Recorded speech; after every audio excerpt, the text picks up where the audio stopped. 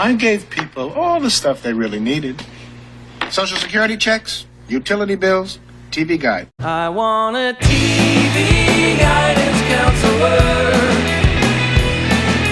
TV guidance counselor. Staying up to watch all night, and everything's gonna be alright with my TV guidance counselor.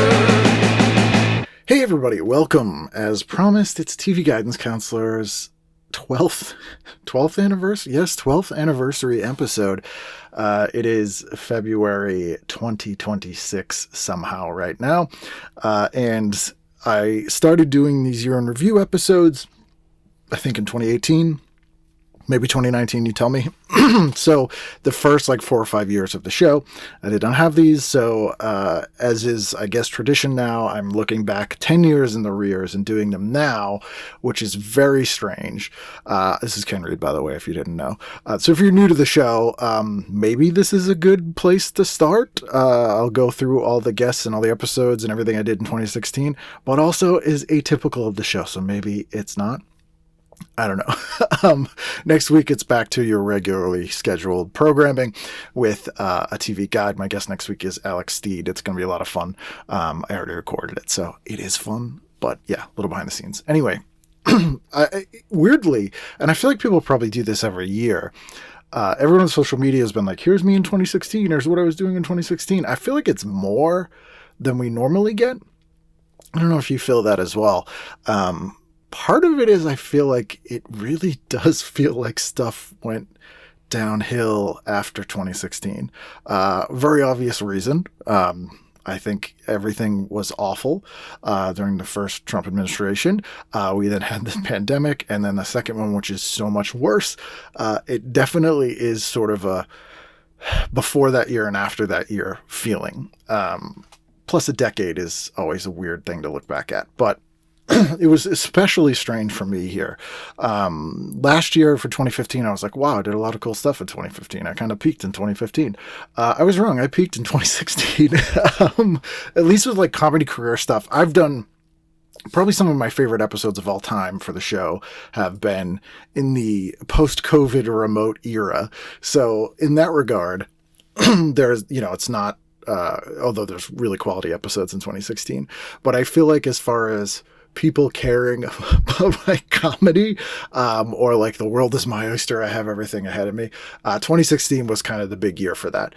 I was 35 years old. I was doing a ton of festivals and stuff, which we'll get into here. People were like, yeah, you're going places.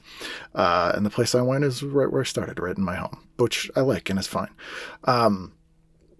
But yeah, it's tough. So I will keep light as possible because there actually is a lot of good memories here. I never go back and listen to old shows. I think I've said this before. I really only go back if somebody dies and I want to try and, something I remember them saying in an episode I did with them, I'll do a little short minute or something as my little personal tribute to them. Did that with Steve Albini, who was actually my last guest of 2015. So we start off with that. Is he my last guest of 2015? Yeah, he was. He was the last guest of 2015. So, he passed away, and then, I did a little thing there for him. But so I don't go back and listen to these. So I was just kind of eyeballing who the guests were. And it's funny how well I remember a lot of these recordings. And part of it is because it was in person for the most part, which I think makes a big difference of time and place. But also, talking to these people does not feel like a decade ago. It's insane to me that this was a decade ago, or a lot of these people. So I'll get right into it. I did solicit questions from you, the listeners, about any episodes from 2016 and did not receive any. But if you have any after the fact, feel free to email me at tvguidancecounselor@gmail.com or ken@kenreed.com, or go on the Patreon. And thank you so much to my patrons. Need it now more than ever. 2025 was a bad year. Thus far, 2026 is worse. Don't need to get into it, but if you feel like knowing, feel free to send me a message. Anyway, this is interesting. So, and I've said that a million times. So the first episode of 2016, episode 123, which I'm on episode 700. I think this episode is like 775 or 76. So, wow, long time ago. But it's Gitler Raphael, and Gitler is one of my favorite comics I ever met doing comedy here in Boston. He had just moved, I think, to New York to do comedy. And I don't think Gitler's still doing stand-up anymore. But he is so funny and one of those people that's just like unique and effortlessly funny in their own way that they'll say a thing that you find hilarious that if anyone else said would not make any sense. Not like, oh, he can get away with whatever. Like, it's just the whole way he approaches thinking is hilarious. And I loved, Gitler's a perfect example of someone I really like, a comic I think is really funny, someone who I would talk to, at shows or see them around. Pardon me, I'm having a pink apple and lemon polar seltzer. One moment. Who it's just great to be able to sit down and shoot the shit and just bounce off each other and do fun make-em-ups. And Gitler is one of that one. That was the first episode of 2016. Also 2016 in January, I got Ted. Ted, our poodle, who is 10 years old now. He was born the week before, I think he was born right before Christmas in 2015. So this is 10 years of Ted. I'm looking at him right now. Don't tell the other two, but I think he's my favorite. But anyway, so this was a big month. We got Ted. The next episode is, I believe, the second remote episode I ever did. And it's with Jenna Von Oy. And Jenna, is 6 on Blossom. She had a new record out. She had written a book called Situation Momedy. That was sort of a memoir. And she had moved from LA, I think, to Memphis or Nashville. So at this time, I was doing them all in person. I was either in New York or LA or Boston. She wasn't coming here, but I saw that she was promoting this book.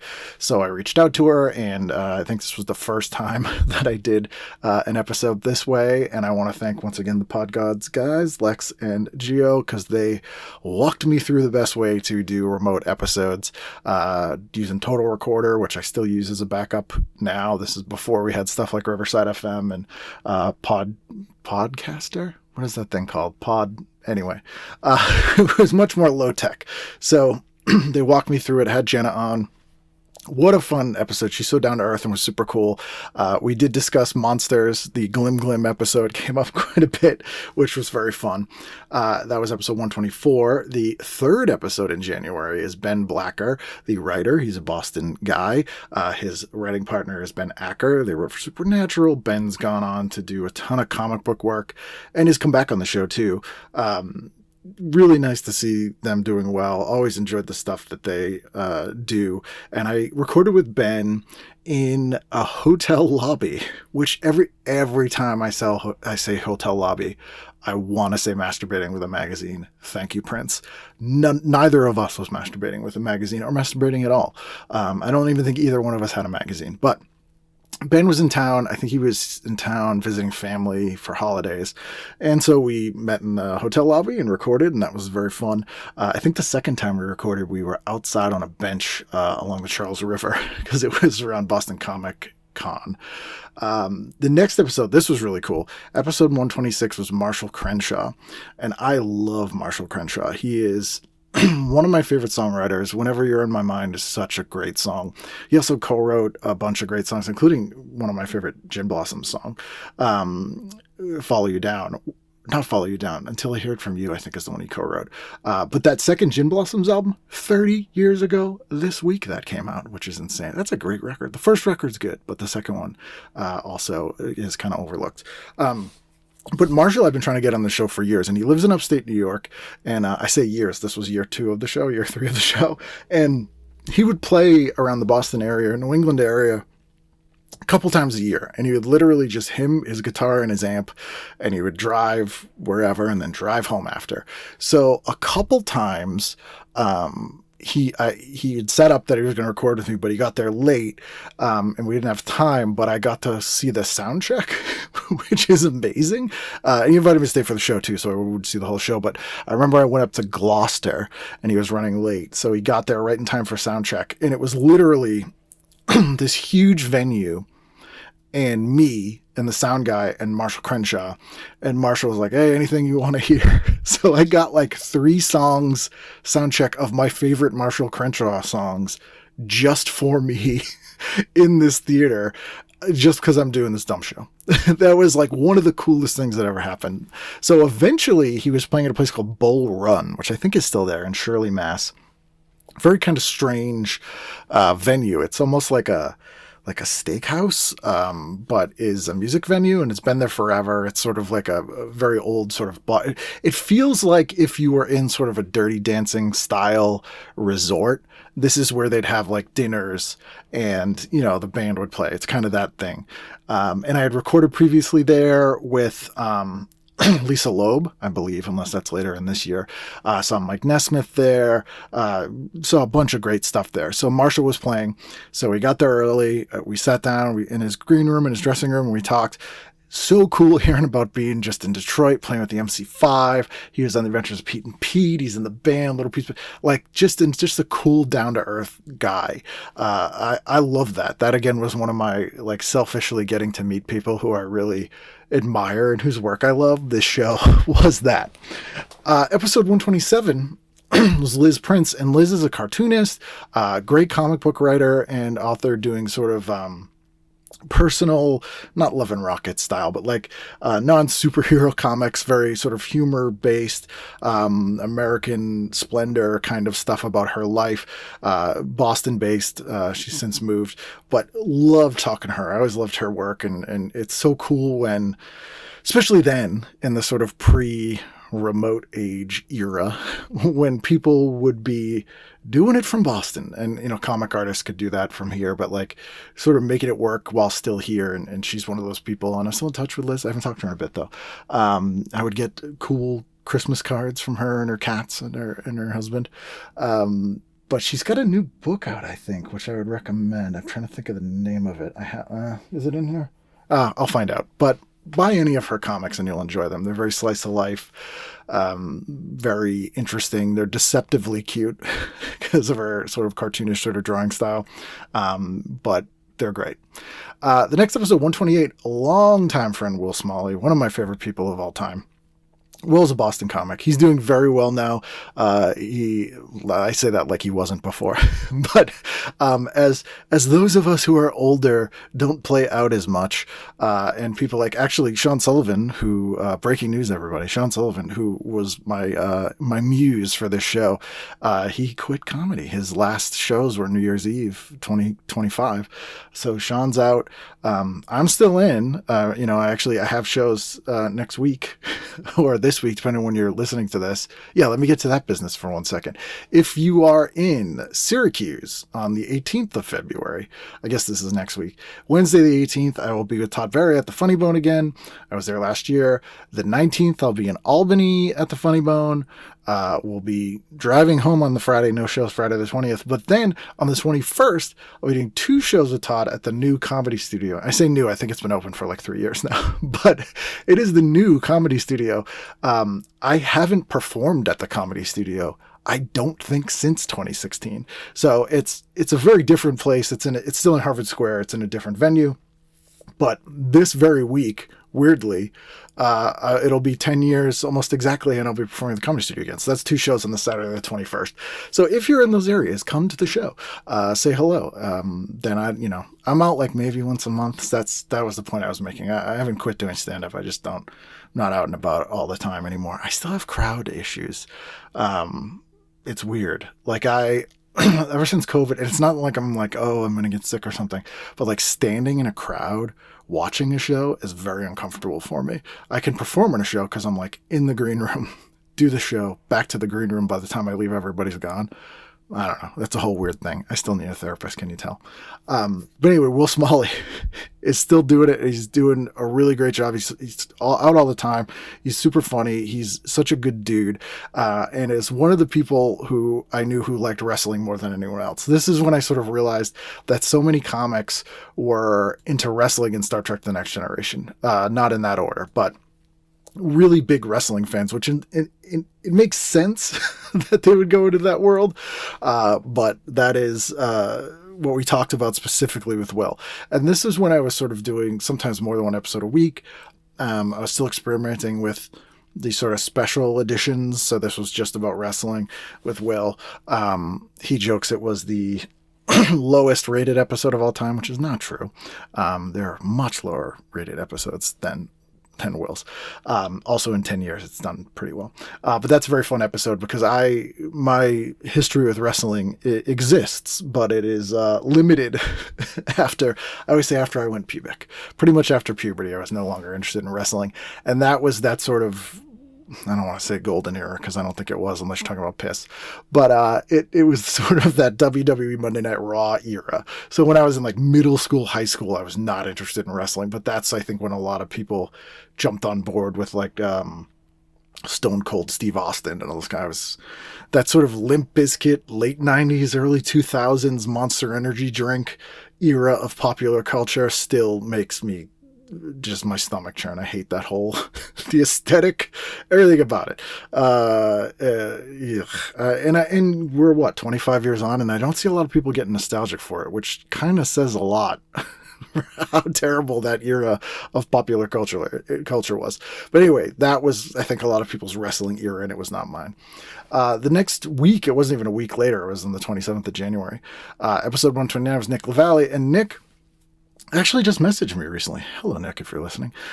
Because he got sober, I think he said like 3 days, either before or after this episode. I'm going to say it was before. I don't think it was, but I'm going to say that because if I say it was after, it sounds like he got sober because like my show was rock bottom, which I don't think it was. But Nick's doing awesome. He's got a store and performance space that he's opened up in Manchester, New Hampshire called Wicked Joyful. He's been making sort of toys and sort of retro toy stuff forever. So I knew Nick for years before either of us did stand up. Nick was in a bunch of bands. We were on the punk rock message boards. And I started doing stand-up, and then he did as well. Our paths crossed again. So it was kind of an interesting way to catch up, where there's sort of these parallel career is a weird term, parallel journeys. I don't know if that's the term either. But always nice to sort of talk to the very specific people who were in the Boston punk scene who then started doing stand-up, which is, again, strange. But that was a fun episode. We did that in my house. This is when people would come over. We would record in my dining room. And this year, actually, an episode coming up, 131 with Jan Davidson, is when I converted the office that I'm sitting in now into a little studio. So I kind of had, we got the mics on the arms, we got headphones, it's like a real studio, if I had a little camera in here, it would be like, wow, we're doing a podcast. But Nick was the last one I did in the dining room with the mic on the table. And the clock ticking behind us if I didn't remember to take it out of the room. But that always nice to catch up with him. I recall some weird story about people he grew up with making like a spin the bottle thing. Again, I didn't re-listen to the episodes. Maybe you did. But Nick's awesome. And again, I'm still in touch with Nick, and it was funny that he had messaged me recently. Actually, Will Smalley messaged me recently too, because he was like, hey, it's been 10 years. Let's do another low rated episode. Episode 130 is the writer Dan Savage. You probably know. Dan had a sitcom based on his life, but also is a writer about sort of all things sex and advice and whatever. He was doing, I think it was a touring show of like amateur pornography videos that he was either touring with or was a judge for, that they were doing at the Coolidge Corner. And so he was in town, reached out to him. He was like, cool, let's do it. So I went to his hotel. He had like a whole suite in this hotel. It was like 4 rooms. It was like a massive apartment. It was massive.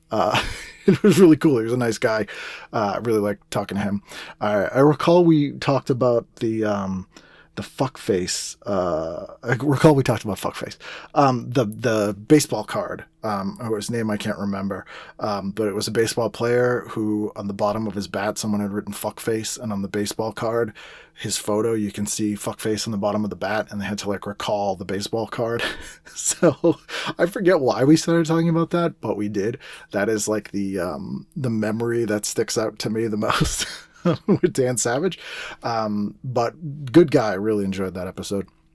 On to February, Jan Davidson. So Jan is a longtime friend, Boston comedian, had moved to LA, has been in some commercials, doing some stuff out there. She was back home visiting family, I believe, came over the house. We did the episode. She was, I think, the inaugural person in this little studio. It was always nice to catch up on her. I haven't seen her in a while. She's still out in LA, I believe. So one of those people that I always follow still on social media and see that they're doing stuff. And I'm like, that's great. They're cool. But there are people that I'm so bad about being in touch with people. I mean to, but I always forget. So maybe I'll send Jan a little note today. Then episode 132, February 10th, Chris Duffy. And Chris is doing amazingly well now. He has a New York Times best-selling book out right now.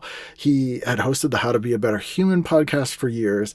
And as much as I say Sean Sullivan is the muse for the idea behind this show, Chris is, I can tell you concretely, the reason this show exists. So Chris was a teacher, elementary school teacher.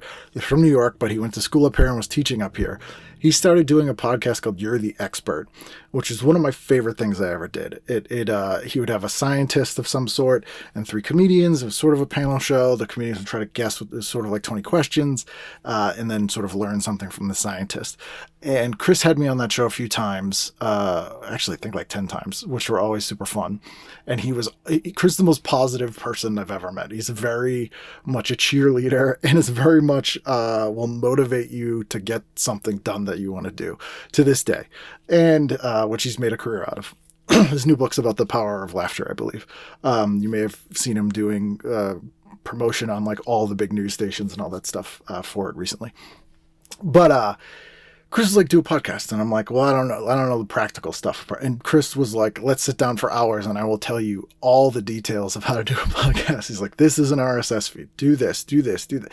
Like every single thing I needed to know about doing a podcast, Chris Duffy literally sat down and like handheld me through how to edit, what he uses for this. It was would not have this show without Chris. Like absolutely would not have this show. And so Chris had moved back to New York at this point. He was up here doing You're the Expert show. I think he might have been staying here actually. And we recorded an episode and it was super fun. I should do another one with Chris soon. He's in LA now, again, doing very well. So Chris is one of my favorites. Now the episodes that are coming out now in this timeline, we're in 2016. I had recorded in January, February, but I had been in LA the last half of January and into February. So coming up will be a bunch of episodes I recorded out in LA. But at the time these episodes I'm talking about now were coming out, I was in Los Angeles, if that makes sense. So I was out there doing the Riot LA Comedy Festival. Again, massive for me. I love LA. I haven't been out in so long. Although the LA I kind of love isn't really quite there anymore. Not saying it's been burned down by woke. No, it's just like so many people moved. Some stuff did burn down. Some of my favorite restaurants are gone. I'm just like, I don't. It's hard for me to justify traveling or going on a vacation anymore. I haven't gone on a vacation since 2020 when I left LA in March 2020, just because I'm like, oh, it's really expensive. I'd have to leave the dogs. What can I do there that I can't do here? There's good food, but I can get that delivered here. And like, it basically boils down to like, I'll go on vacation if the place has a pool, but that doesn't seem justifiable. Maybe I'll go on vacation at some point if I ever get money again. But anyway, so I'm in LA and these episodes are coming out. So the second anniversary episode, February 14, 2016, we're now at 12th anniversary, this is 10 years ago, is an episode Sean Sullivan and I recorded early in the show, and I didn't come out because I think Sean told me he thought it wasn't good. And I think he actually told me not to put it out. And then I sort of panicked because normally what would happen, or at least it happened the 2 previous years, is Sean came over and he would TV guidance me, and we would do that week in television, which is hilarious to me now that someone I could have on the show could pick like February 2016, and I would have done a TV guidance counselor that was contemporary of that week because I'm really old. But Sean couldn't come over because, pardon me, having a sip. I'm very much under editing this episode, by the way, so you'll probably hear sniffles and sips and that kind of thing, so I apologize. But Sean couldn't come over because we had a huge snowstorm, and he couldn't make it up here because he is from the South Shore of Boston, other end of Boston, and it's a nightmare. So I just went ahead and put out this this episode he told me not to put out, I think, and I called it the lost episode. And I think he was mad at me. It's a perfectly fine episode. I don't know what the problem is. But in hindsight, it was a dick move on my end. But it's a fun episode. It was, I did go back. That was the longest time I'd gone between recording an episode and listening to it, because I was editing it like a year after I recorded it. And that was kind of interesting, even with that 1 year in between, which in hindsight, given the fact that I'm discussing stuff from 10 years ago, is not that long ago, but that's what it was. Then I had David Mogiloff, who's another local guy writer, really great dude. I haven't seen in a long time. Again, I'm gonna have to. I literally have a pen and paper here of a list of people I need to like follow up with and be like, hey, how you doing? And David's one of them, great writer. And that was a really fun episode. He asked to be on the show, and I was like, awesome. And yes, I was right. Jenna Von Oy was the first remote episode, because the episode I'm remembering being remote, 135 and a half. Reason I had half episodes was I had some sort of numbering system in my head, and I would do these episodes like far in advance, where I'll be like, this will be episode 150. This will be this number. And then I would record an episode later that I didn't want to sit on for like 3 months. So I would like squeeze it in as like a and a half. So this is 134 and a half. It's Adrienne Barbeau. She was in Boston. She was doing a play, I believe. But we still did it remotely. And she couldn't have been nicer. And I think that summer, yes, it was that summer, I did Scream Fest, or no, what was it? Yeah, it was like New York Horror Con, and she was there, and I was like, hey, remember me? We talked on the phone. She was like, oh, she couldn't have been nicer. I did, hug me, whatever. Super nice lady. Very interesting, and I love talking to her. Also, I think maybe my first Batman the Animated Series voice actor. Maybe. The next week, this episode was huge. This was Brenda Bennett. This, I think, was the longest episode I had put out until that time. And Brenda is from Rhode Island. She's an amazing musician. She's put out some records since then. They're very good. But she has the most amazing life story. She was in... I first knew of her because she was in Vanity 6 and Apollonia 6, the two sort of Prince protege bands. She's the white lady. She does most of the singing. She's doing most of the singing on the Bangles version of Manic Monday, which is amazing. Super talented lady. Has a fascinating story. And I'm such a huge Prince fan. So Brenda came up here, drove up from Rhode Island, which in hindsight is crazy. I'm so sorry, Brenda, for making you drive up from Rhode Island. We could do things remotely, but drove up. She was here for hours. We hung out. I remember her sharing a slice of toast with Petey, and just got this amazing story from her about working with Prince and how she met Prince, and being on Soul Train and all these things that were just unbelievably great. And the week that this came out, I haven't gone back and checked the dates, but I'm pretty sure it's the week or the week before, Vanity, Denise Matthews, passed away. She had kidney issues, and I guess had been in dialysis and had died. And Brenda had not talked to her in a really long time. And I got a message from Apollonia, because I had posted Brenda's episode on Instagram and all the social media. And if this is crazy, Apollonia messaged me, likes to be called Apples, by the way, and was like, hey, I'd love to talk to Brenda. Would you mind giving me your number or whatever? So I asked Brenda, and she said, yeah. So they talked, and then Prince flew them all out for Vanity's funeral, and they hadn't seen each other in a really long time. I believe Prince performed, and they performed with them, and they all kind of reconnected. And then I think it was like 2 weeks later, Prince died. And I am in no way taking credit for a reconnection there at all. But the fact that anything I had anything to do with touched upon the lives of those people in any capacity is completely mind-blowing. Like, that is I'm such a huge Prince fan to this day. I cannot believe it has been 10 years since he died. And earlier, I didn't mention it, But David Bowie died in January 2016, which was a huge blow. I'm such a huge Bowie fan. I've seen him live many times. I have seen Prince live, which I'm lucky that I got to do. But yeah, what bizarre timing that the week Brenda was on was the week when all that stuff started to kick off, and then over the next month, got worse. But she was super happy that she got to see him again. Before he died. Unbelievable. She and Prince recorded a whole album that never came out. It was a solo record for her. Songs like 17 Days, Manic Monday. They were for that album. They reused them. Check out Brenda's stuff. She still does music, and it's very good. She's an unbelievable singer. But I love Brenda. She's in the Rhode Island Rock and Roll Hall of Fame. She's one of the people in that. The next week is episode 136. Ryan Staples, another Boston guy, I don't believe does stand up anymore. I think he's got kids now since then. His kids are probably 20. No, he probably has kids that are like 10. I think he had a kid after this episode, so his kid's probably 10.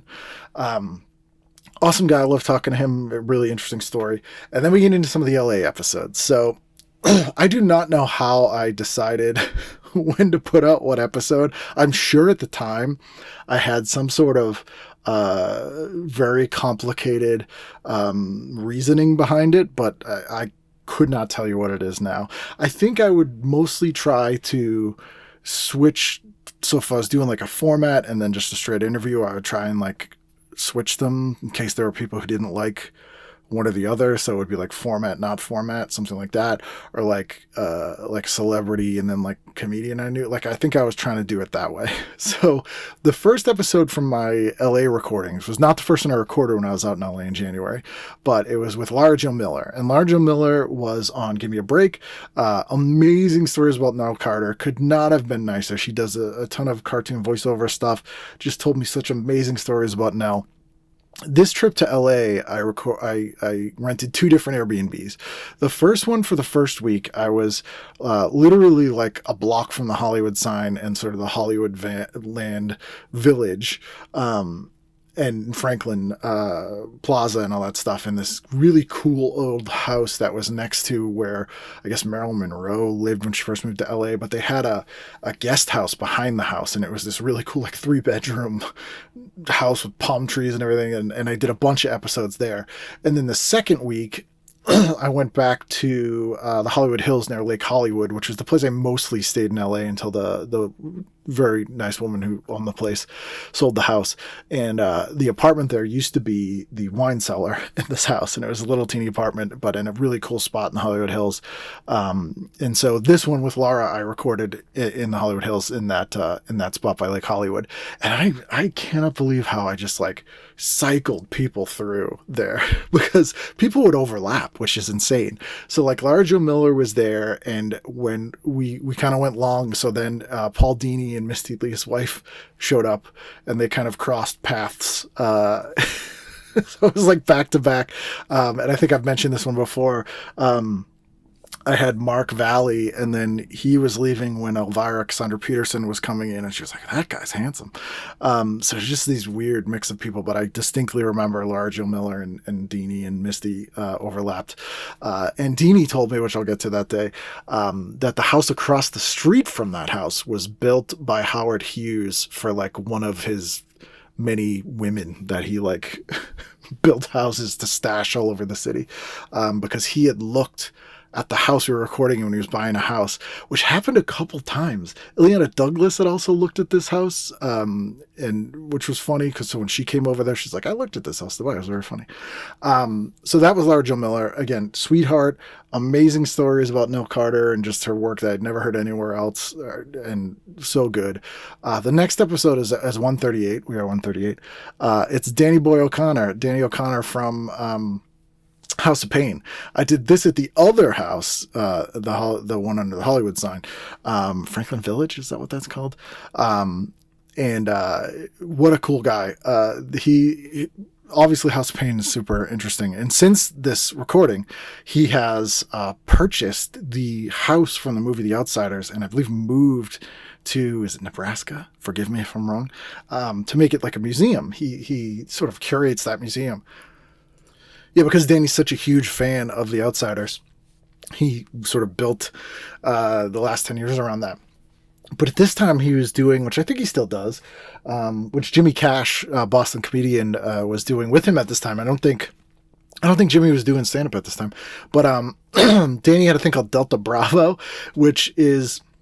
It's kind of like a Facebook group where they would go visit, like shooting scene, like places where they shot stuff from movies, usually 80s movies, and be like, here's where they shot Fast Times at Ridgemont High or whatever. And so he was really like full Delta Bravo mode. I'm looking at a sticker he gave me right on my wall here. And that was a really fun chat, and just hearing about sort of how he got into what he does, and then what a huge fan he is for stuff. Like so into Fast Times at Ridgemont High, so into The Outsiders. You would never guess it, which is kind of amazing. I'm losing my voice, so I may take a break in a moment, which you won't notice because I will have paused and then gone back in later. Hopefully my voice won't sound as Bobby Collinsy. Is that what I'm talking about? Bobby Collins? Yeah. Is it Bobby Slayton? Wally Collins? Was that a guy? Bobby Slayton, who was in the Epstein files. Yeah. Look that up. That's pretty weird. But anyway, that was Danny Boy. Episode 139, Christine Lakin, who from Step by Step, who is the coolest person. She was incredibly pregnant. I think that she is one of 2 or maybe 3 guests I had on when they were very pregnant. We met at a restaurant. We recorded outside. It was a very nice restaurant in Burbank. It was such a nice chat.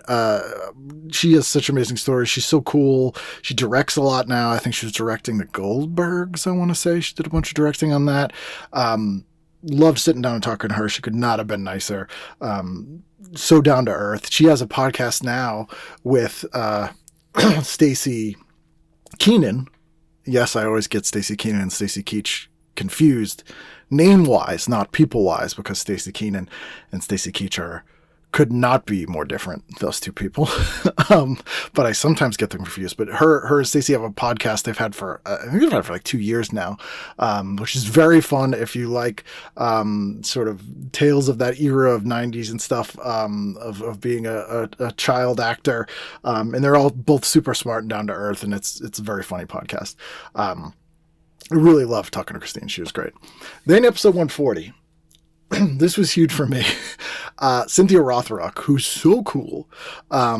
She insisted we take a photo, which I'm so glad she did, because I still have it. We did a selfie. Went to her house, talked to her about, I'm such a martial arts nerd and such a nerd for Hong Kong cinema, like hearing her firsthand stuff. I had met Cynthia, I guess probably 20 years before this, 2016. No, it wasn't 1986. It was, holy shit. 2016, 20 years. No, that would have been 96. I did that math wrong. I met Cynthia in probably, I want to say 1989 or 1990. I was 9 or 10 years old. I was doing Kempo, and I did a seminar with her. So she taught a seminar. So I met her there. So I think I have a picture of us from then. Also met Jeff Speakman around that time. So I'd met Cynthia before, and at tournaments and stuff, but not in years and years. And she could not have been nicer. Loved talking to her. She's still out making movies and has not aged a day, and can still kick everyone's ass. And just, again, had such fun stories, crazy stories about Hong Kong, like that. I still repeat half the story she told me 10 years ago now to people. Love Cynthia Rothrock. Episode 141. This was one, again, we're back in my home. There's some more LA episodes coming up, but this is episode 141. Brian Moot, who I met when he was going to Boston. I think he was going to grad school here. Going to grad school in Boston and doing stand-up here, even though he had been an established stand-up in the Seattle area where he grew up, where he eventually moved back and was doing morning radio and that kind of stuff. But Brian was in town. I think he was doing some shows here. It was super nice to catch up with him. Really love Brian. And it was nice to chat with him. So just a little behind the scenes here of how I'm doing this. Not like it's some kind of difficult magic trick where you're like, how is he doing it? We'll never know how he's doing it. I have, so Google Calendar, usually, and there's Larry back there, usually is what I do when I do my year interviews. So I just go back and look at my calendar. It doesn't go back 10 years. I had a Google Calendar, but it's, what am I paying for if I can't go back 10 years from now? What if I'm on trial in front of Congress and I need a Kavanaugh calendar? Anyway, hold on, I'm taking a sip of something. This, by the way, is as you know, I am a hardcore Polar fan, and normally I do drink Polar, and this is not sponsored by anyway. But I got this recently on clearance from Austin, Texas. Rambler Limestone Mineral Blend Cranberry was their limited edition at Christmas. So, being as we're in February, no one wanted the Christmas flavors, especially people in Texas. So I got it real cheap, and it's very, very good. It's very good. It's better than the entire Austin comedy scene. Anyway, so what I've done is I have my Google Photos and my show listings, and so I'm kind of trying to go through both at once. We're on end of March right now, so I'm about to do episode 142, but I realized I missed some stuff in January, February, because I started kind of going through my Google Photos. So let me do a quick catch up here. So we got Ted. Yeah, that happened. Yep. So this is like stuff that I did off mic, like shows and stuff of note. So I'm just kind of going through here. January 10th, the Old School Game Show did a show at the Wilbur Theater. They did a huge episode of the show. That show was great. I loved it. They should bring that back. That was nice for them to do that. The hope was they could do that like every quarter, do like a best of. And then it didn't pan out, but it was still great. Let's see what else. And there's Marshall Crenshaw. I scanned a bunch of photos. I'm in LA now. It's January. Isn't this great? Aren't you glad that I edit these episodes while I flip through these things? It'll go quicker for the back half, just because if you're still here, my God. It's Super Bowl Sunday, by the way. I'm not watching the Super Bowl, as you would imagine.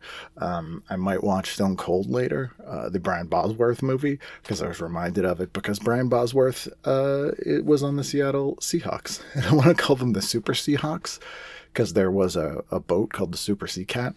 That's how my brain works. Into January, where are we here? I'm in Malibu. Fuckface Bill Ripken. That's the fuckface guy. Bill Ripken's the guy in the Dan Savage episode that had the fuckface bat. Billy Ripken's fuckface bat. Still in LA. There's me and Cynthia Rothrock, the Nickel Diner. I missed the Nickel Diner. It was fantastic. This is when I got to go on the Paramount lot. You've heard me tell that story a million times, but that was amazing. I got a drive-on pass for the Paramount lot. Could not have been happier. That was just like my perfect evening. It wasn't an evening. It was in the daytime, but it would have been a nice evening if I went to the Paramount lot. We're into February. I did the Improv in the Comedy Store. So that's kind of interesting. You would not think me a Comedy Store comedian, and I'm not. It is, speaking of Austin comedy scene, even then in 2016, it was very sort of tap out. Is that still a thing? Von Dutch, I don't know if that's still a thing. But it was very browy, but it was fine. I did fine there. And the Improv, which, was fine. I'm glad I could say that I did it. It's nice to have done it. That is a thing. Visited the Nightmare on Elm Street house. And then on February 9th, I recorded my stand-up comedy album. This was at the old Meltdown Comics, where they did Nerd Melt. And I recorded some episodes there previously in the 2015, because they had Nerdist there. Amazing. This was 10 years ago that I recorded my Vanity Project album. Have not recorded an album since. Was going to, but then just dropped the ball there. But I cannot believe this was 10 years ago. What a cool week, too. I got featured in like LA Weekly, and just people came to the show. Greg Proops and Lark Heitlinger opened the show. Tom Rhodes came to the show. Dana Gould was there. It was just like insane. Then I flew back to Boston. Literally the next day, I was hosting the Trump versus Bernie debate with Anthony Atomic and James Adomian being Trump and Bernie, because this was 2016 and we still thought this was funny because the year hadn't ended yet. So I was the moderator. We did it at a rock club in Boston. That was very fun, which I still am. I don't think I cursed anything doing that, but it was fun. Also, I was on Doug Loves Movies before I left LA, and that was with Ben Schwartz, who I met there. It was also with, I think, TJ was on the show. And oh boy, that was strange. But very fun show. I think that was like the third or fourth time I was on Doug Loves Movies, which is kind of insane. I think it was on like 10 or 12 times. Doug is still doing those movies, I believe. I have difficulty listening to a lot of other podcasts just because I'm so tired of voices editing this thing. So I will usually listen to like a book, like an audio book, a book on tape. Although I will say it again, fiction audiobooks is cheating. Nonfiction is not, or just listen to music because I miss my music sometimes. So I think that's everything I did in LA. Yeah, let's see. Where are we? I took the donks to the vet February 25th. Up there's Dr. Dick Inserto. You know what that means if you had heard my album. And we are, yes, at the end of February. Okay, so we're caught up. We're in March 2016, episode 142. This is Joanna Going, and Joanna is a great actress. She probably is best known, listeners to my show, she's probably best known as being in the Dark Shadows reboot. The 90s Dark Shadows reboot, not the Tim Burton Dark Shadows reboot. But she is from Newport, Rhode Island, and has done a bunch of cool stuff and could not be nicer. And we were going to do this episode when I was in LA. Scheduling didn't work out, so we did it remotely. I think we might have done it on the phone. No, it was just remote. And I was super sick. So I flew back like 2 days after I got back from LA. I had a norovirus, and you know what comes along with that. So for the hour or whatever I talked to Joanna, I managed to suppress. I haven't gone back and listened, but I probably sound ill. But that was episode 142. Episode 143 was Elaine Lowe. Elaine is awesome. So she, again, local person, had done some sort of bit parts and stuff, sort of was a jobbing actor, was on some cool shows, did some cool stuff, and came over the house, recorded the episode. Elaine's awesome, super nice. And then a few years later, she managed to sort of pivot into writing and became a writer for the new Dallas, I believe. And just Dynasty, the new Dynasty, that's right. And is still doing well as a TV writer. Sadly, she lost her house in the Pacific Palisades fires last year. I saw a ton of friends lose houses in that. Which was pretty, not for me, obviously devastating because I didn't lose my house, but they did, people who were like blue collar working class people that I know who moved out there, got writing gigs, were able to buy their first home, and then it burned down. So she's still dealing with that, but I'm so blown away by how she is dealing with that, her and her husband. But she's an awesome person and a great writer and a good actor, and that was really fun to talk to her. I have a list of people I need to catch up with. So a lot of these people, I talk to every now and then, or I see them on social media, but yeah, I should send them a note just for funsies. Then April 6th is Paul Dini and Misty Lee. This is Paul and his wife Misty. I mentioned this episode earlier that I recorded it in the Hollywood Hills up near Lake Hollywood, not far from Russ Meyer's old house, which at the time, 10 years ago, Matt Oswalt actually told me it was around the corner. I think it's Russ Meyer's son still had the house, and it was like bright pink and had this weird Russ Meyer van outside. So I did drive by that on my way up in the hills, just roaming around. Episode 145 is Tommy Rico. This is Tommy, who was a Boston comic, had moved out to LA, was out at my show album recording, and he was back home, so we recorded an episode. Awesome dude, always love catching up with him, talking to him. He grew up in the town that I live in now. That was always fun. That was another Boston episode after I got back from LA. It's weird, this is confusing me, like the back and forth. I'm like, this one was from months earlier, then there was this one. Episode 146, Teresa Ganzel. This was up in not in the Hollywood Hills, on the other side of the Hollywood sign. The first place that I recorded when I was in LA. Teresa is an actress you've seen in everything. Could not be nicer. I had a unusual affinity for the film The Toy, the horrifically racist Jackie Gleason and Richard Pryor film, and Scotty Schwartz film. It's really Scotty's film if you think about it. From 1983, I believe. Teresa plays a very funny role in that movie. She had some great stories from that movie. One that I end up telling like every third TV guidance counselor about Jackie Gleason and his love of aliens. I cannot believe that was 10 years ago. Yeah, that was April 19th. 146, Teresa Ganzel. 147, we're back in Boston and recording with Matt Donaher. who was a Boston comic but had moved to LA. But he was back home for a bit, so we sat down and chatted. That was nice. Again, people move, they do well, they come back. I chat with them. That was the model. That's how it went at the time. Then episode 148 was Jordan Handren CV, who I think just goes by Handren CV now. I have not caught up with Jordan. He was a local comic. I think he was just moving out to LA. If memory recalls, he now kind of posts vaguely right-wing rants online and gets like a lot of fans. I don't know. I tried not to pay attention because I kind of didn't want to know. But this is a fun episode. He used to do my weekly stand-up show often. I didn't really talk to him after he moved. But I think that's what's going. You can let me know if you know. I might be wrong. Maybe I'm wrong. But that's my memory of that. Episode 149, Brian Gordon. Brian's awesome. Brian's a guy who was doing stand-up in Boston when I first started doing stand-up. He kind of walked away from it for a while. He was, and still is, an artist. He does these great collage arts. He gave me an excellent collage that I have hanging up over there. And I was just talking to you recently because like 2 months before this episode we recorded, he was at, well, I guess it wasn't 2 months before. It would have been the summer before. I don't know when baseball season is. He was at I wanted to say the Boston Garden at Fenway Park where the Boston Red Sox play. And Stephen King was there with Rob Reiner, and he was sitting behind them, Brian was, and chatted with them and said they could not have been nicer. And he's got a great photo of him and Rob Reiner. So obviously the horrific murder of Rob Reiner last month. We were talking about it. And Brian was posting that picture. But that's a long episode. It was nice to catch up with Brian. He started doing stand-up again recently, like in the last year, I think. He did some shows at the Cabot. Who was he doing shows with? It was someone who hadn't done stand-up in a while. I can't remember.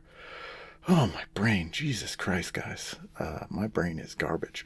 But Brian's another person that I should catch up with more. I remember him talking quite a bit about Robin Williams and his death, so I should talk to him when we're not talking about people who have died. That would be nice, because that's an unpleasant thing to discuss. Then, let's see, where are we here?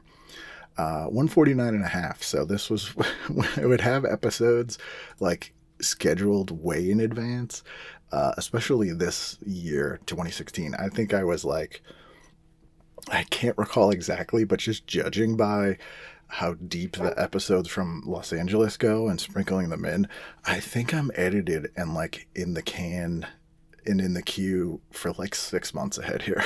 So, and I get why now. My episode 150 was Cassandra Peterson, who you know as Elvira, and I wanted her to be episode 150 because it's like a notable episode, even though I'm, what am I, 600 episodes after that more?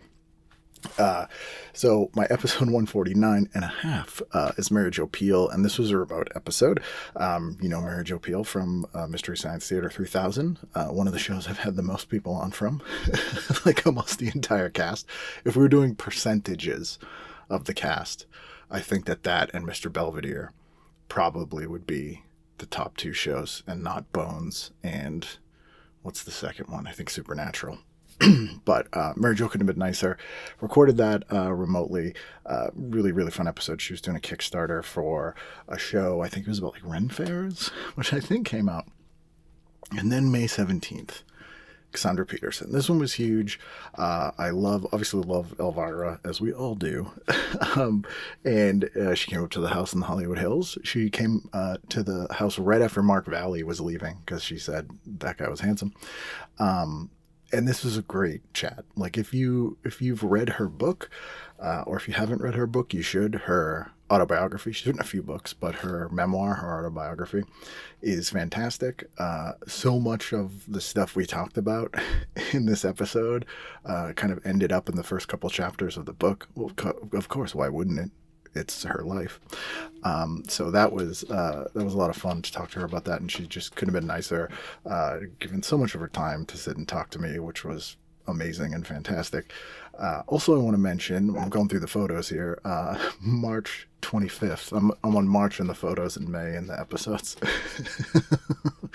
So I gotta, yeah, but in March, I was out in San Francisco for a wedding. I'm at Barucha and Abby Launder, who both were on the show in 2015. We're getting married, so we went out there. We were there for, I think it ended up being Easter, and I loved Alameda. What a cool place. It's like a 1950s idyllic town. It had a toy store and a pinball museum. We stayed in a friend's guest house, and yeah, there's some great photos from that ice cream store. Yeah, it's very expensive being right across the street from, or right across the water from San Francisco, obviously. But yeah, that was March. We went there. I stood out in front of the Full House house. This was my first time in San Francisco. I had not yet done the Sketchfest, so that's what I was doing out there. And of course I went to the Full House house and took a picture of myself out in front and texted it to Bob Saget, which he replied, "Nerd."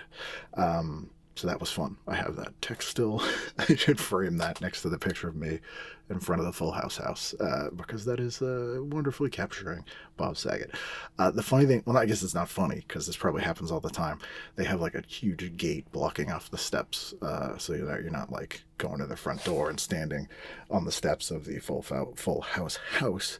It is also a different color now than it was on Full House. It's like a blue, so maybe so people don't notice that it was the Full House house instead of like white and beige like it was, but it is definitely still there.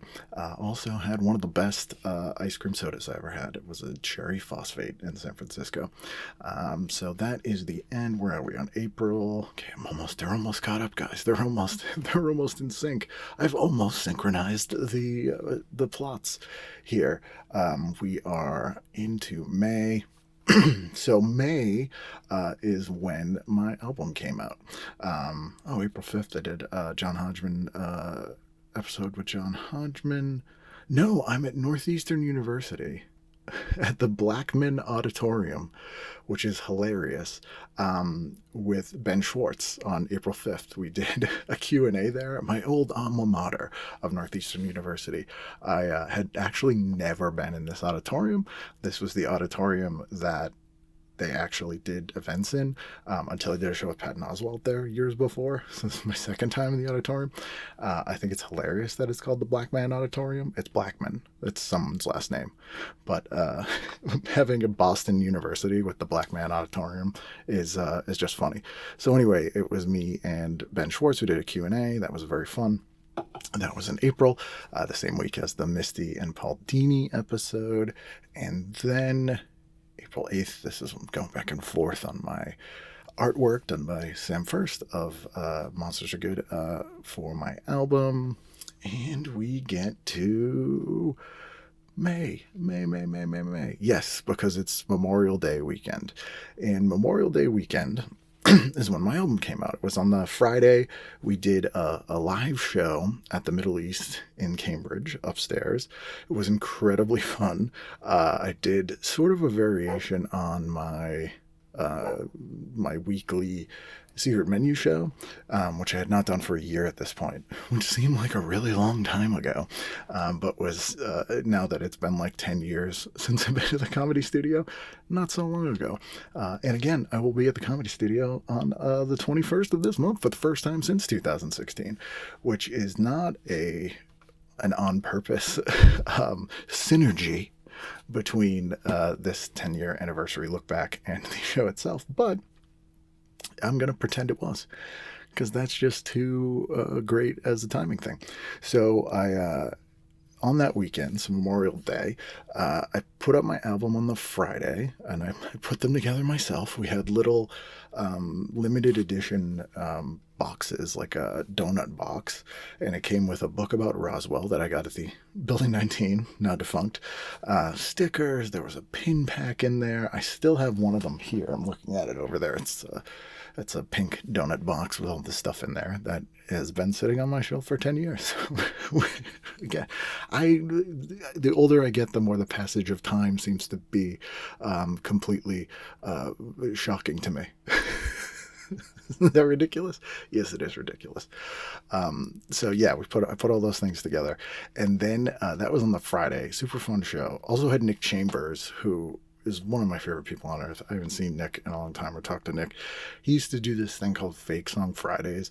So I bought all these old photographs at flea markets and I would scan them and then just post the ones I thought were funny. And he would write like minute-long songs about what was going on in the photo. And it's some of the funniest stuff I've ever seen or heard in my entire life. And so he did that live at the record release show. And it was the best thing. It was the best thing on the show, I will say. That includes me and everything else I did. I was on the What Did We Watch podcast in May. I watched Beyond the Black Rainbow. What a garbage movie. Have you seen that movie? Oh my God, what pretentious nonsense that movie is. The time, I think it was kind of a cult hit. I think the guy who directed it went on to direct something else of note that people like that I can't remember. He's got like a big long Greek name. I think he's Canadian. You tell me. But what a pretentious nonsense of a movie. It was about 5 minutes of stuff that looked cool and then just a waste of everybody's time. Also in May, Annette Funicello had passed away. That was not a fun thing. But they did an auction of her stuff, and then it went to the MS, I think it was the MS, to some MS charity. And I got her Back to the Beach stuff. So from the Annette Funicello personal collection. Yes, it was for the Research Fund for Neurological Diseases at the California Community Foundation. And so I have her Back to the Beach stuff. I have a little pin. Got that in May of that year. May was pretty good. May was a good month. I can't complain too much about May 2016. Thus far, I'm not seeing anything that was upsetting or bad in May 2016. And given the state of the world now, that's pretty good. I got the complete Friday the 13th, the series. I watched it on Friday, May 13th in May. I still enjoy that. I don't know if you've seen Friday the 13th, the series, but it's pretty good. And poor Ted had his neutering surgery that weekend. There's a lot of pictures of him with a cone on his head. Poor guy. So then the craziest thing was, so I did the record release show on that Labor Day weekend. Memorial Day weekend, rather. The album ended up being number 2 on iTunes in the comedy section, which is insane, for a good majority of the day. Yeah, and I have these photos of it. Daniel Tosh beat me, but I did beat Chris Hardwick and Weird Al, so that was pretty exciting. But man, so weird. I have all these screenshots of it on the charts, which is nuts. It also made the Amazon Hot New Releases. I was number 2 on Amazon. Man, very strange to go back and look at that. Very, very odd. So we are there. And then on the Saturday and the Sunday, after the record release, I did the Boston Calling Festival, the Boston Calling Music Festival. And this is a big event. They have it still every year, where they had it last year. Got canceled, I think. It got canceled in 2020, but this was, I think, the second or third year. So that last weekend in May, 27th, 28th, I performed 2 days there. I was looking at the lineup, and it's bonkers because it has a bunch of people that I guess they were famous then, but I guess also are now. But I'm just looking at the lineup here. Basically who was on right before me is Lizzo, which is hilarious. So I did this with Orlando Baxter, Sean Sullivan, and Lamont Price. We had a comedy stage on the other side of the world, on the other side of City Hall Plaza. I've told this story before, but it was pretty ridiculous where we weren't allowed in backstage with like the musicians, or we weren't supposed to be. I showed up, parked, walked right in there, got my credentials, and Lamont, I texted Lamont, and I was like, I'm here. And he's like, where are you? I'm like, backstage. And he's like, I don't see you here.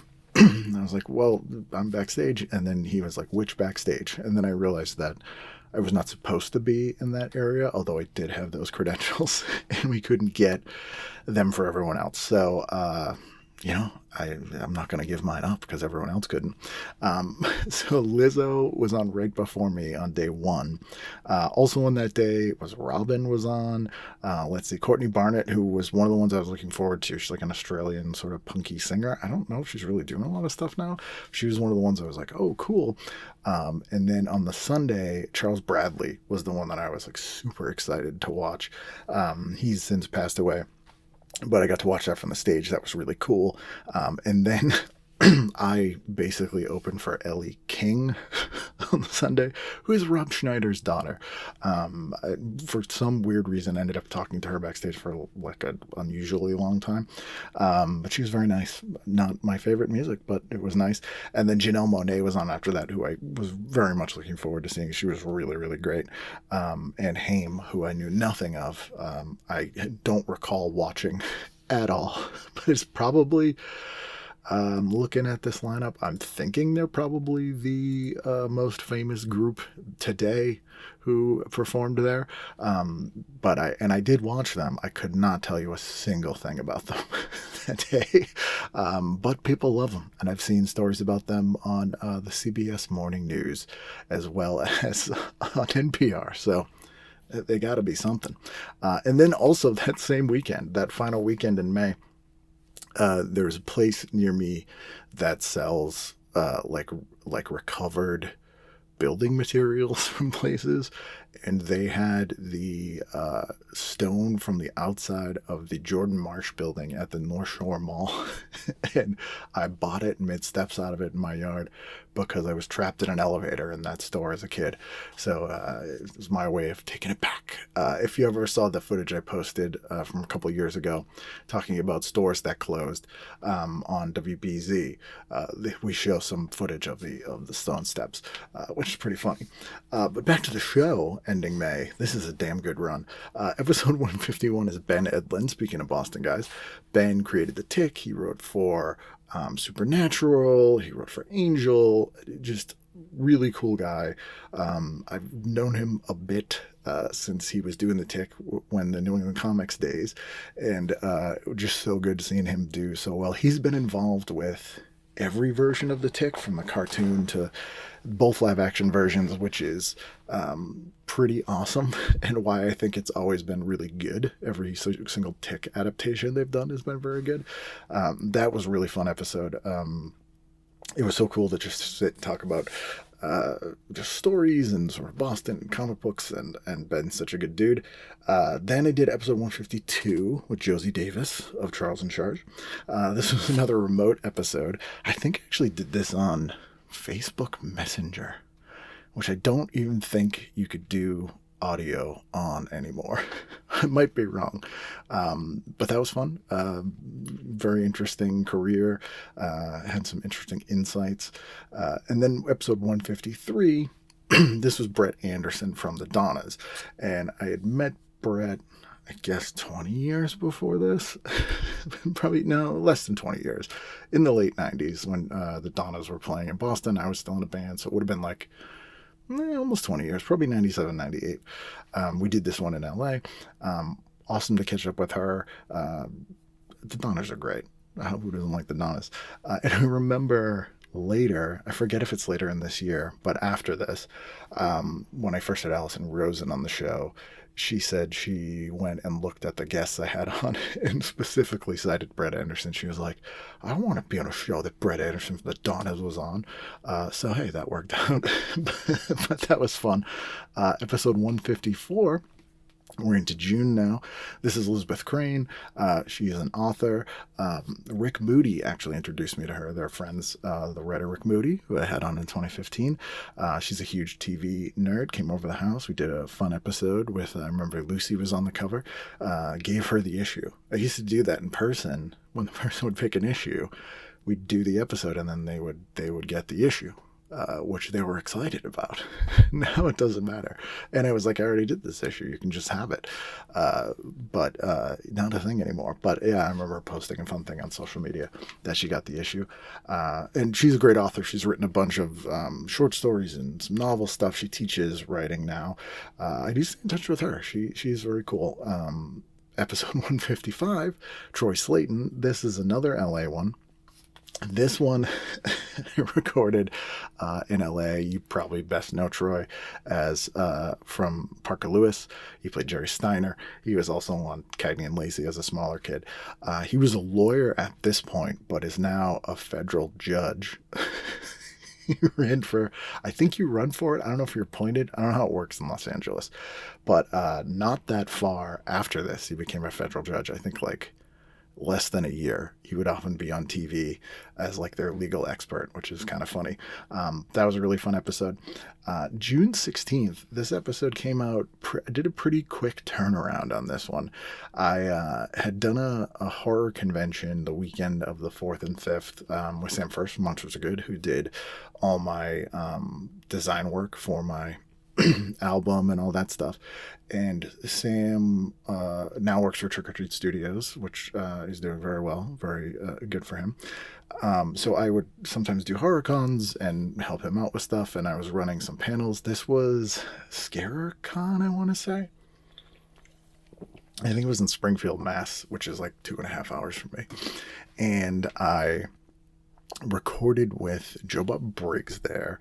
I ran a Night of the Creeps panel, which was pretty sweet, with Tom Atkins. So I get some cool photos and stuff from that, and a Scream Queen panel. And I also talked for the first time to Frank Conniff and Trace Blue of Mystery Science Theater 3000 fame. So we got all three of the mad scientists on the show within 2 months of each other. So I recorded this that weekend and turned it out a week later. I guess it's live. It's on location. We'll say it's on location. That was really fun. Episode 157, Casey Malone, another Boston guy. He was just moving to LA. Very funny comic. Really good dude. He works in, he like designs video games. He's very successful in that realm, which is cool. But it was very fun episode. I was like catching up with Casey. And then that week also, so June 9th, I had a big story in the Boston Globe, which was really cool. They had like a big photo. They had a photographer come to my house. I was kind of doing press for the album very much lazily. I had no money for this. So that's the thing. When you do press, generally people pay for it. And they have a PR company who books them on stuff and gets the stories and things. And I didn't have that money, but I got a great little article in the Globe. I remember I was on Toucher and Rich, the sports hub, for the first time, which I then did later, I think a year or two later, which is hilarious because I don't know anything about sports. Obviously, Super Bowl Sunday. I don't care. Although I will watch Stone Cold. Wow, I just punched my own desk with my hand and it hurt.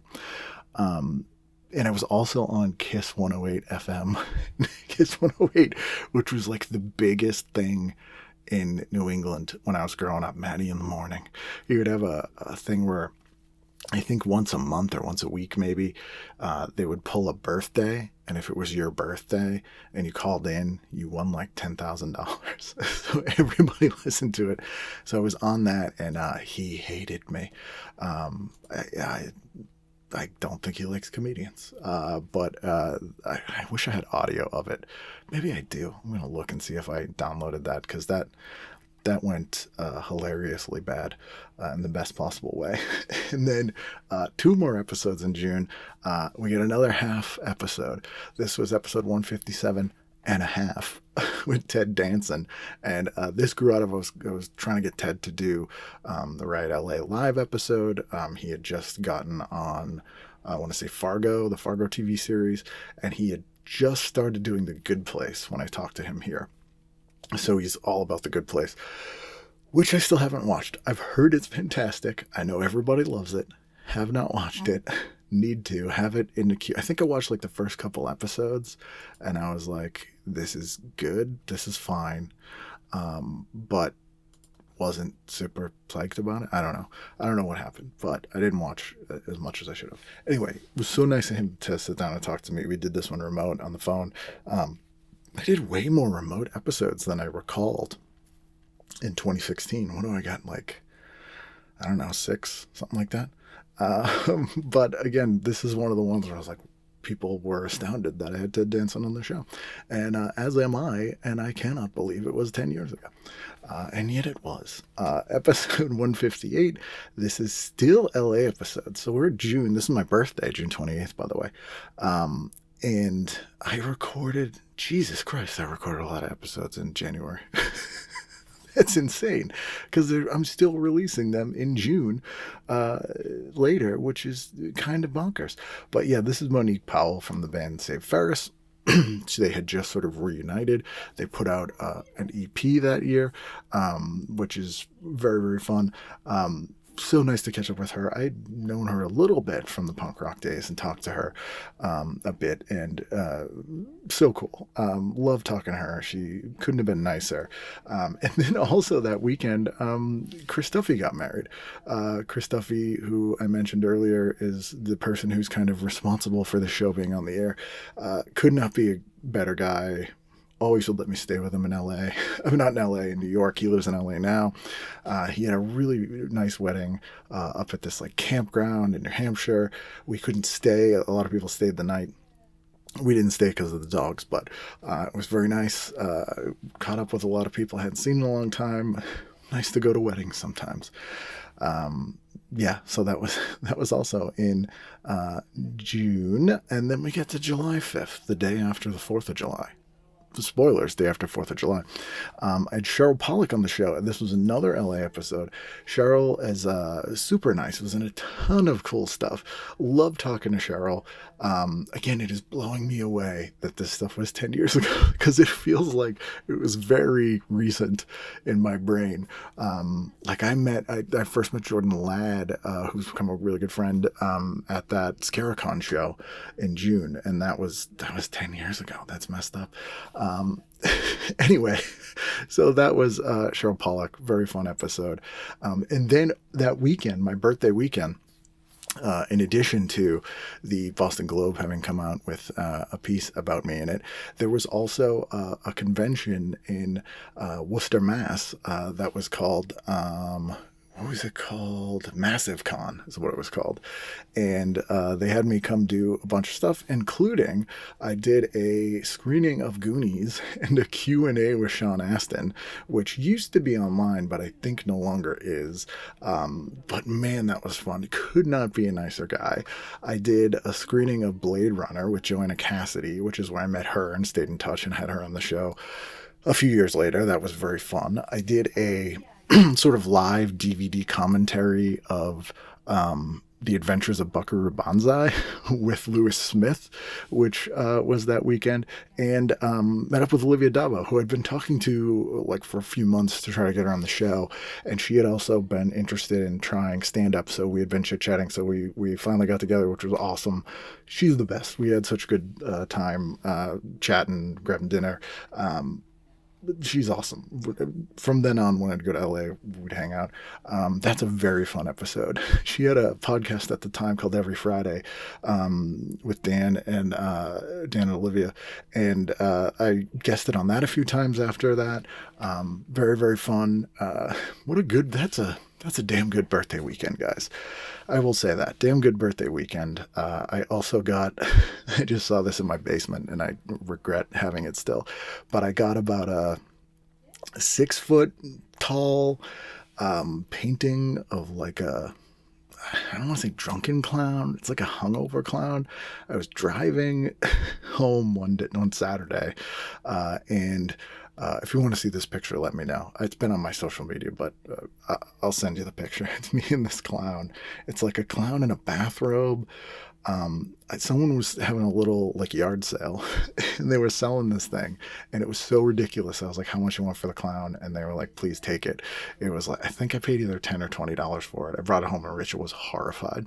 But they said that someone painted it for them as a wedding gift. Sorry, guy. But they never put it up because it's horrifying. And There you go. There's my giant clown picture. Episode 161, July 12th, was Guy Branum. This is the first time I had Guy on the show. That's also an LA episode. Episode 162, I had Steve Binder on, and Dr. Mary Beth. What was Mary Beth's last name? Dr. Mary Beth Liedman. That's it. Dr. Mary Beth Liedman. Could not have been more excited to have Steve Binder on the show. So they were doing a book they had co-written about the golden age of variety shows, and did that both remotely. Steve Binder, who again I bring up on the show to this day, he produced the Elvis 68 comeback special, which is insane. And so I got to talk to him about that. He's still with us. He's in his 90s. That guy's got stories, man. He also produced Skate TV and the Pee Wee Herman Christmas special, which is still one of the best Christmas specials ever. And so getting to talk to him was fantastic. 163, we got Lisa Wilcox, who was in a ton of TV, a ton of sitcom shows, also on Mr. Belvedere. She was in the episode of Valerie where Valerie was killed, and so they had to have her come back and do reshoots, which is amazing. But you probably best know her from A Nightmare on Elm Street Part 4, my favorite of the Nightmare on Elm Street films, and 5. Does a lot of horror conventions now. That was really fun. Also, that July weekend, I did a comedy festival in Hudson Valley. I think it's called the Hudson Valley Comedy Festival. And drove out to New York, did my one-man show there, and then also did a Q&A for a movie screening. That was fun. Episode 164, James Lorenz. This is James from Frankenhooker. His voice cracks me up to this day. Everything he says, hilarious. James, I recorded with at the Scaricon the month earlier. This is when someone asked him to do their podcast, and he was like, where? And they were going to record it on his phone. He's like, on your fucking phone? And it was hilarious. I also forgot that the Boston Globe had a internet radio station called Radio BDC that like Julie Kramer and Adam 12 and a bunch of former FNX and WBCN people worked on. And I guested on that a few times, which was really cool. Man, I cannot believe all the stuff I did in 2016. Yeah, man. I sold a bunch of t-shirts also. I'm just looking through like my photos here and I'm astounded. Yeah, this is definitely a peak year. This is definitely the year that I peaked, for sure. Because I mean, I'm not going to do better than this year. There's no way. It's just not going to happen. It's not going to happen, guys. I think if we can all agree, and move on, and realize I'm not going to have a year better than 2016, that doesn't take away from 2026 or potentially 2027. Maybe it does, but it's a very high bar. So, yeah, James Lorenz, 165. This is July 26th. David Fury. Again, this is one I talk about all the time. I love David Fury. Just a super cool dude. This is when I was doing a lot of episodes with showrunners who fascinate me. David's one of them. Amazing stories. Could not be better. Also super nice guy. Really helped me out when I was, when I was pitching shows. He gave me a lot of advice on how to, what to do and how to do things. What to do and how to do things. Yeah, a good one, Ken. Also, on Thursday, July 14th, 2016, or the 15th rather, I hosted a screening of the Ghostbusters movie, the Paul Feig Ghostbusters that they had shot in Boston as part of the Women in Comedy Festival. And Paul Feig did a Q&A. People hated that movie. I really liked it. I thought it was better than the other two Ghostbusters movies, but I totally forgot that I hosted that. I got like a Ghostbusters patch just from that night, which is kind of cool. Man, that was fun. Yeah, I was thinking back and I'm like, wow, 2016, I peaked. I know I keep saying this.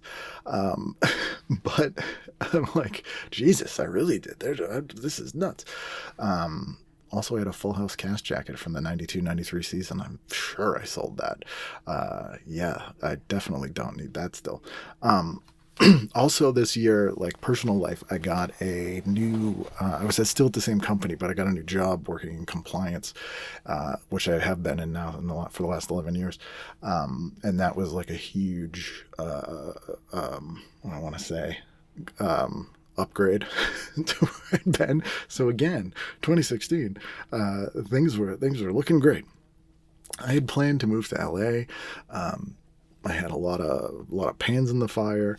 So now we're in mid-July. David Fury, and then we'll close out July. So episode 166, Robbie Wrist, who you know probably best as Cousin Oliver, but was also a Ninja Turtle and just a cool dude, musician, kid video. Did that remotely with Robbie. Couldn't have been a nicer guy. Incredibly humble, talented, funny guy. That ends July. So before we get to the back half of the year, these were my lofty plans for 2017. So I had a lot of pans in the fire. Is that the right word? Pans in the fire? I don't know. And everyone was certain that Hillary Clinton would win the election. And as a result, we were certain that they would expand the Obamacare, the ACA, healthcare for all throughout the country, and the funding for it. And in Massachusetts, we had Romney Care. Just taking a sip of my drink here, which was the basis for the ACA stuff. So, because I'd worked in the Massachusetts healthcare market for 10 years at this point, I had covered California and LA Care, and we're basically like, yeah, we're going, this expands. We're going to need people who know what they're doing. So, you know, anyone get down here, like any job you want. I was like, I can move to Los Angeles. I'll have a job. I'll walk into a decently paid job. They'll pay for me to move out there. They'll need me, all this stuff. It didn't work out. As you know, but so this is like something like selling stuff off. I'm like, oh, this is gonna be great. Things are coming up again. Everything's on the up and up. And at the end of July on the 30th, Cassandra Peterson came and did the Walking Dead con in Boston. I forget what it was called. I don't know why they would have Elvira, because she's not on The Walking Dead, but they had like other adjacent horror stuff. And so Rachel and I met with her and had some dinner, and that's when we shared a Sunday with her. We got some great pictures of that. August 2nd, I did Rachel and Sean Slade, had them on the show. Rachel's a writer. I believe she wrote for Boston Magazine. She had some great letters that she wrote to TV stations in Philadelphia that she shared with me. And I talked to her because she had shared these online. And I had met her through Boston Magazine, I think, when I had done a thing for that, or Improper Bostonian. Her husband, Sean Slade, he produced the Pixies, a ton of other all the Fort Apache stuff, like a legendary alt rock producer. It was in the 80s Boston band the Sex Execs. Still a fantastic name. So I went over their house, we recorded that episode. That was very fun. Episode 168, Erin Judge came by the house. Erin had been out in LA. She wrote a book called Vow of Celibacy, a novel. Last year, she wrote the George Romero's daughter, Christine Romero, had directed a new Dead movie that's doing incredibly well. I haven't seen it yet, but it's gotten great reviews. And Erin co-wrote that with her and isn't in the movie. And this year, Erin had written a novel, so she came over and we chatted. Then, August 5th, I did the Punk Rock Appendix special. This is the one that I recommend to people occasionally. It has nothing to do with television. It's just like a self-indulgent. I had some audio clips and stuff of my old band doing interviews and kind of talked about... I kind of did this, but for 20 years before, which is now 30 years ago. So there's that. Episode 169, Jill Sholin. This is another LA episode. Still doing these into August, which is insane. Jill is in so many good movies. Absolute sweetheart. Really enjoyed talking to her. 170 is Mike D'Angelo, who ran the old school game show. Had him on. 171, M. Dixon, who's a fantastic writer. She was working on Situation Momedy. No, that was Jenna Von Oy's album. She was working on Instant Mom. That's what Emma was working on. She still is a writer. She's written for a ton of great shows. Super nice, very cool. I knew her from when she lived in Boston and was doing stand-up. We did that one in LA. She was doing all kinds of shows. I think she was working on Instant Mom at this time. This was also when that show Superstore was on, and I think she worked on Superstore after that. But I've never really seen Superstore, but the fake store from it was like down the street from the house I would rent in Hollywood, in Los Angeles. And so it was really weird because you just drive by what looked like kind of a Best Buy Kmart store that you weren't allowed to go into, which is kind of amazing. 172. Here's a big one. Ryan Lambert. Awesome dude. Used to talk about him all the time. Huge Monster Squad fan. Huge Kids Incorporated fan. Still talk to Ryan. Talked to him recently. Had him on the show. Super fun. I was later in an episode of I think it was the Mortified podcast. It was either Mortified or the guy who created Mortified, and we talked about when I met him because I told the story on Mortified of writing Martika a letter for him. It's a ridiculous, embarrassing story, but it was really cool to talk to him, and he's such an awesome dude. That was very fun. We became friends. 173, Musetta Vander, who has a crazy stories about travel, her journey from South Africa, hosting basically South African MTV, to being in just a whole bunch of stuff, including, Buffy the Vampire Slayer, the Mortal Kombat movie that everyone laughs at, Oblivion, the Charles Band movies. Really great story. She's very good friends with Vanessa Angel, who introduced me to Musetta. She came over to the house in the Hollywood Hills. Episode 174. So this is Ryan Shores. So Ryan died last summer, which was a real bum out. But this was the first time I met Ryan in person. We had been sort of email friends for years. So Ryan was a fan, weirdly. He had caught my very special episode video, which I posted in like 2008, I want to say. So I'd known him for about 8 years, email, social media, and all that stuff. And he's from San Diego.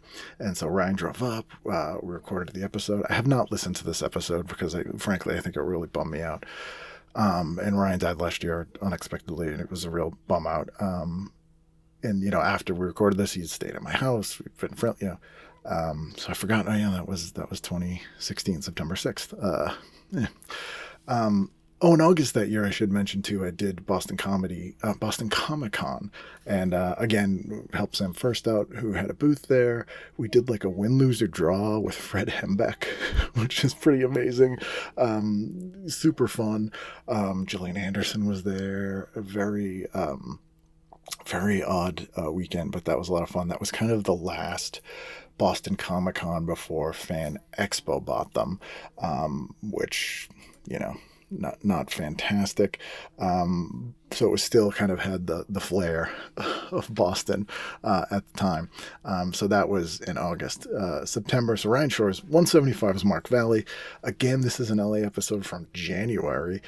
We're more than 6 months later. I recorded this with him right before Cassandra Peterson came over. Episode 176, and Magnuson. Went to her house. I went early because my time change clock was wrong. I was horrifically embarrassed. I was there an hour early. She could not have been nicer. Her and I are still in touch. She is super cool. And I realized, because I'm sort of clearing out stuff that I have in August and September, because I want to move to LA. People, it's all gonna happen.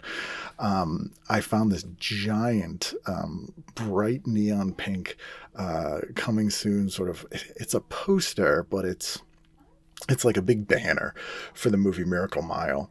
and I was social media friends with Steve DeJarnette, who wrote and directed that movie, and was like, hey, have you ever seen this? And he said no, and I was like, you can have it, and he was super grateful.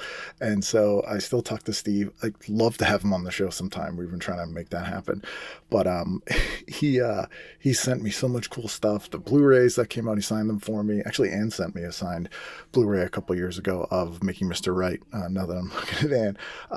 So I sent that to him, and he was psyched. He had never seen it before and didn't have one, so I sent that to him. 177, having John Hodgman on the show for the first time.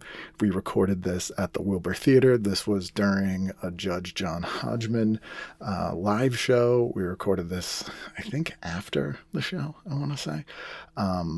And John's a good buddy. He's become an even better friend since then. Been on the show, I don't know, 3 or 4 times since then. You tell me. 178, Erica Rhodes. Erica's a Boston comic, I think from Newton originally. She had the same manager as Maria Bamford, and I was talking to Maria's manager about Maria doing the show, and she couldn't do it, and her manager was like, hey, I have Erica Rhodes, who is from there and will be home, so why don't you have her on? So I did, again, very fun episode. How many episodes did I do in 2016? There's like 200 episodes here. I'm sure I could look, but that would be far too easy. We're gonna just barrel through the end of the year here, because this is a very long episode. We're at an hour and a half. I'm surprised. Are you still here? Is anyone still here? Anybody? Anyone still listening? But I'll barrel through the end of the last half here. If there's any that you have more questions about, let me know. I'm happy to answer them via email, tvguidancecounselor@gmail.com or ken@icanread.com, or be a patron. I just knocked over a pile of tapes. Actually, it's Kids Incorporated tape. But, we've been going on a while. 179, Diane Franklin. Diane from, she's in Better Off Dead and a ton of 80s movies. She couldn't have been nicer. She's one of those people that, so I think I've mentioned this before. I never ask to take photos with people, celebrities, because it's horrifically embarrassing, and I don't do that. But there's definitely some who are like, let's get a photo. And I'm so glad that they did. And she is one of them. I have a really great photo of her and I from when we recorded that day. Again, 10 years ago. Jesus Christ. That's 179. Episode 180 is Tawanda Gona. Tawanda's a Boston comic. He had just moved to New York. I think he's still in New York and is doing well. Haven't seen Tawanda in years. But I should email him. I haven't talked to him in a while. 181, Tracy Newman. In September, I did go back to LA. So there's a bunch of episodes now that are LA episodes that aren't from January. So you just wait a minute. These are not all from then. So I did go back in September and record more episodes. So the Diane Franklin was one of the first ones. Episode 181, Tracy Newman. This is Lorraine Newman's sister. She was a founder of the Groundlings. She wrote for Ellen. She created According to Jim. Musician. Could not be any nicer. Really loved having that. Obviously met her through Lorraine. And this was the time that I went to the Brady Bunch house before they had sold it and made it look like the Brady Bunch house. And the people who lived there came out and yelled at me. I also went to the high school from Fast Times at Ridgemont High and recorded an episode with Donovan Scott, because he lived sort of near where that is. That's later. I think I put that out in November. There was a Christmas connection. But in the same day, I went to those two places, hung out at Amoeba. Yeah, man, LA, man. Went to the restaurant from Valley Girl, whose name I can't remember, which is now closed and I think torn down, but got to go there. Went to a really cool restaurant in Santa Monica called Patrick's Roadhouse that burned down last year. Depressing. Friday, September 9th, I did a really fun show. Jeff May has a show at Blast from the Past, which if you listen to my episode a few weeks ago, you know why that's funny. But that show, really weirdly, and Jeff tells people this all the time, I did this show and Ryan Lambert and Andre Gower from Monster Squad came, and Olivia Dabo came to the show, and he was just like, oh, random.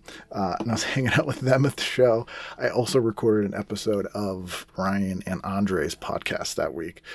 We were going to do an interview of me for the Monster Squad movie documentary, Wolfman's Got Nards, that Andre did, which is fantastic. If you haven't seen it, see it. It's really good. But we couldn't, he needed, I don't know, we didn't have a camera. I still regret not making that work. That would have been, yeah, that would have been great. The movie's still good, even without me in it. So, it's fine. Then I had Doug Benson on, episode 182, October 13th. I recorded this in Boston with Doug after I had done a Douglas Movies episode at the Wilbur. And I believe this is the episode with, who is on this one? I think it's Tim from Dropkicks. Who else was I did it at the Wilbur a couple times with him. I'm pretty sure this is the one where I threw the donut in the lady's face and it exploded in this lady's face. Because oh man, it's funny, but, I regret doing that because, I threw a donut like 2 feet from this woman's face and it exploded and just completely vaporized. And, it's not nice to do that. It was the correct context for it, but is not the best thing to do to somebody. It's terrible. Tracy Newman, Doug Benson, Halloween special with Sam First. Been doing a bunch of stuff with Sam First that year. As I said, he had done all my artwork stuff. Sam's super cool, awesome dude. He's been on the show a bunch of times. Oh yeah. Okay. I'm looking at the Douglas Movies and it's me, Tony Hinchcliffe, who, yeah, God, I wish I beat the fuck out of that kid that day. All 3'2" of them. Tim from Dropkick Murphys. And, oh man, yeah, less said about that, the better. It's a fun episode, but Tony Hinchcliffe. Also, the prize pack that I used to give the best prizes when I was on Douglas Movies. Man alive. Episode 183. This is another one of my, top 10 episodes. This is Penelope Spheris. Love her so much. Love her work. She came over when I was in LA in September. Couldn't have been nicer. Amazing stories. I'm shocked this was 10 years ago. My God, I'm looking at my photos, and there's a picture of Ken Bone. Look that one up if you're curious. Ken Bone, Jesus Christ. Penelope Spheris, that was fantastic. 184, Ben Schwartz, went over his house, got to hold his Emmy for writing for the Oscars. And again, I'd been on Douglas Movies with Ben. We had done that show at Northeastern. Ben's an awesome dude. I still talk to Ben. He's probably the most famous person I've had on the show now, I think. People tend to be the most impressed by Ben Schwartz because he's Sonic the Hedgehog and was John Ralphio, I think, on that show. Also, in October, I did the last ever Rock and Shock show. And I ran panels, and they didn't record, and I apologize. But one of them was with the cast of Texas Chainsaw Massacre 2. One of them was with Adam Green in the cast of the Hatchet films. And one of them was with Courtney Gaines and John. Oh my God, I'm forgetting John's last name. He played Isaac and Malachi from Children of the Corn. That was super fun. Those are some of the lost episodes when I'm like, oh, I lost a few episodes. Those are some of the lost episodes. Yeah, but it was a fun weekend. I also have, this is when I have pictures of me and Tim Capello when we're posing and showing our guns. That was also this weekend. Damn, this really was a good year. My God. Episode 185 is Sean Donovan. Sean, Boston comic, quit, moved to LA to not do comedy. And I think I cursed us all because on this episode, it was November 1st, and I was like, oh, the election will soon be over. Ah, boy. I'm not taking blame for that one. November 8th, episode 186, Matt Oswalt. Recorded that in LA. 187, Negin Farsad. We recorded this outside on a bench in Harvard Square. You hear Negin often on, she has her own podcast, obviously. But you hear her often on Wait, Don't Tell Me, and those kinds of shows. So that was November 15th. The weekend of October 18th. This is how insane I am. I flew to LA for 24 hours. I rented a Mustang. I went to Cassandra Peterson's Mistress of the Dark event at the Hollywood Roosevelt Hotel. And then I drove over to the Hollywood Forever Cemetery, and I went to the premiere of Stand Against Evil, Dana Gold's Stand Against Evil. Then, this is all on the same night, by the way. I wasn't even in LA for 24 full hours. And Leonard Maltin, met him at the Stand Against Evil premiere. I went to the final ever Meltdown show at Meltdown Comics. Got posters from the 3 times I had been on the show. So that was nuts. This is all the same night. Final ever Meltdown. And flew home the next day.